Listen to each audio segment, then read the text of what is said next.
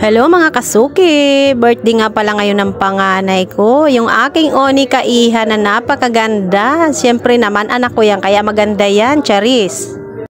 At ang nagbigay nga pala niyang cake niya ay ayan yung kapatid niya. At akala ko nga ay hindi siya maghahanda dahil cake lang ang meron sa kanya. Pero maya maya nga ay nagyaya sa amin. Meron na kami pupuntahan at meron siyang bibilin. At sa mga oras na nga na yan ay kararating lang din namin mag-asawa dahil meron din nga kaming pinuntahan. At pagdating nga namin ay ganito yung eksena. Itong anak kong bakla ay maraming mga bit-bit na mga damit. Hindi ko alam kung saan galing yan. Niluloko pa nga namin na galing daw siya ng abroad. At ito yung pantalon na to ay binibigay niya sa akin dahil hindi nga daw kasya sa kanya. At ayan nga, maya't maya nga ay umalis na rin kami. At dito nga kami pumunta dahil bibili pala ng pansit itong anak ko. Ang sabi nga ng asawa ko ay magluto na lang daw ako ng pansit para sa ganun ay makatipid daw. Pero sabi naman ng anak ko ay mapapagod pa si mama kaya bibili na lang ako ng luto na. At ang akala nga namin ay makukuha namin kagad yung pansit. Hindi pala, 30 minutes pa daw kaya naman umalis muna kami ng anak ko at pumunta nga kami sa grocery. At ito naman pala yung pabalik na nga kami, nakabili na kami ng grocery at nakuha na rin naman yung pansit, nakasakay kami niyan sa tricycle pero sobrang traffic kaya ang tagal namin. Pero habang nasa biyahe nga kami ay paulit-ulit pa rin nga yung asawa kong na dapat nga daw ay nagluto na lang ako para nakatipid. Bakit ba mas marunong ka pa sa anak mo? Ay tinatamad nga ako magluto, Charis. Ito talagang asawa ko pinagpipilitan. Sikreto nga lang yung pagiging tamad ko ay naku ngayon mabubulgar pa at malalaman pa ng lahat na tamad talaga ako, char. Ito naman palang yung ganap, dalawa pa lang silang nagiinom, wala pa yung iba nilang kasama. At ito nga pala yung binili namin na pansit. Ito yung pansit canton at ito yung pansit bihon at meron siyang ito tasty. So wala naman talaga siyang bisita masyado kasi yung mga dito lang kakilala niya. At ayan, dahil dalawa pa lang nga sila, tamang sound trip lang muna. At ito na nga yung cake na binigay ng kanyang kapatid. Ayan.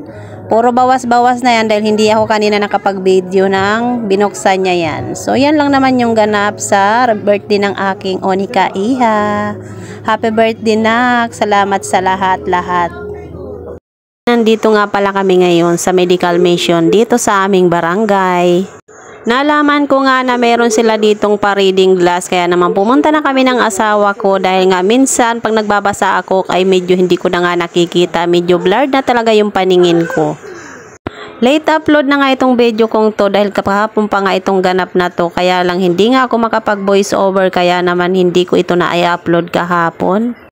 Pero pagdating nga namin diyan kanina ay sabi nga sa amin ay cut off na daw at hindi na daw sila nagbibigay ng stub. Kaya naman itong asawa ko ay gusto na talagang umuwi kaagad-agad. Hindi man lang muna nagtanong-tanong. Buti na lang talaga at hindi ako nakinig sa kanya. Kaya naman ang ginawa ko ay pumunta ako doon kung saan nagkakabit ng reading glass at nagtanong-tanong nga ako doon sa pila kung pwede pa ba kami pumila. Ang sabi naman sa amin ay pwede pa naman daw hanggat kunti lang yung pila.